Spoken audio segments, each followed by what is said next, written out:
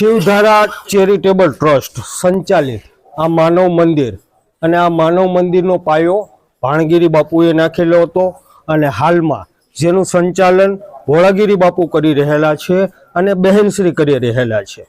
આ સંસ્થાની અંદર ખૂબ કાળજીપૂર્વક જે મહેમાનો છે એની સાર અને સંભાળ રાખવામાં આવે છે।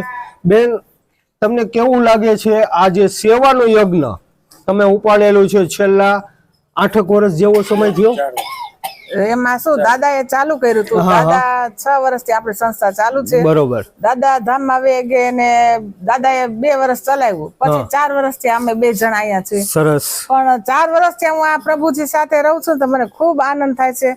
મારે એક ને એક દીકરો છે ને, એની મને બહાર જાઉં ત્યારે યાદ નથી આવતી, પણ મારા પ્રભુજીને હું એક દિવસ બહાર ગઈ હોય ને ત્યારે મારા પ્રભુજીની બહુ યાદ આવે છે। અને હું બહારથી આવું ને ત્યારે પણ અમારા પ્રભુજી એમ કે કોઈ દીદી કે કોઈ માસી કે કોઈ આંટી કે તમે ક્યાં ગયા હતા એટલી રાહ જોતા હોય।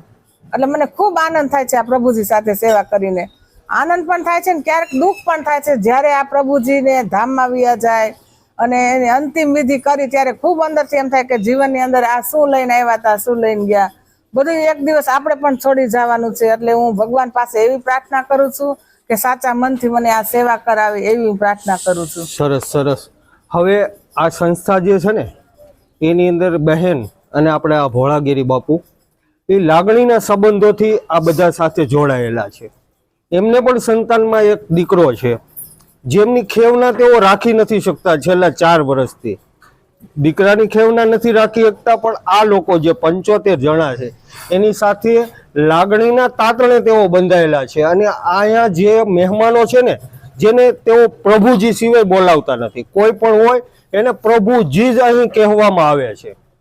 એટલે આ જે પ્રભુજી છે ને એ બધા ભણેલા ગણેલા હોતે પણ છે, કોઈ સીએ છે, કોઈ સરકારી નોકરિયાત પણ હતા જે તે ટાઈમે, એવા અહીં રહે છે। કોઈ શાસ્ત્રી તરીકે પણ પ્રખ્યાત હતા એવા વ્યક્તિઓ પણ આ સંસ્થાની અંદર મહેમાન તરીકે રહે છે। અને ખૂબ સારી એવી સગવડતાઓ બેન તમે કરેલી છે હાલની અંદર। રસોઈ ઘરથી માંડીને આ પતરાનો શેડ જે આરામદાયક તેઓ સવારમાં કે બપોર પછી રોંઢે બેસી શકે છે એવી સારી એવી વ્યવસ્થા તમે કરી રાખી છે। સાથે જ હા, આ જે પ્રભુજી જેને કહેવામાં આવે છે, આ મહેમાનો જેને કહેવામાં આવે છે, એમના માટે એક ગૌશાળો પણ ભોળાગીરી બાપુએ શરૂ કરેલો છે। 8 થી 10 જેટલી ગાયો રાખવામાં આવી છે।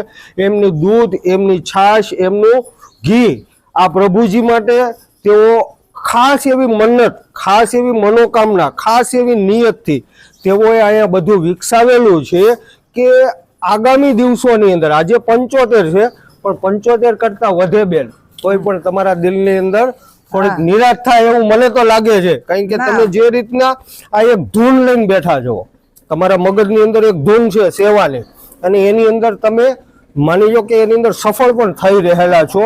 અને આજે દુનિયાની અંદર જે તમે સારા કામ કરીને જાઓ ને ઉપર, જ્યારે આપણે સૌ કોઈને જ્યારે એક દિવસ આ જિંદગી છોડીને જ્યારે ગુજરી જવાનું છે ત્યારે આ જે દુનિયાની નેકી છે, દુનિયાના જે સદકાર્યો છે એ ઉપર જતા આપણને જરૂર આડા આવશે। બરોબર છે, બીજું કાંઈ જીવનમાં આવતું નથી। એટલે ખૂબ સારું એવું આ સંસ્થા અને માનવ મંદિર, તમે સૌને ફરી એકવાર રિક્વેસ્ટ કરું છું કે આ સંસ્થાની મુલાકાત તમે જરૂર લેજો। ધારીથી 4 કિલોમીટર, જ્યારે તુલસીશ્યામ જવાનો મુખ્ય માર્ગ છે, મુખ્ય માર્ગ ઉપર અરુણ મુછાળા કોલેજની એકદમ સામે ખોખરા મહાદેવ ગામની એકદમ પાછળ આ માનવ મંદિર આવેલું છે।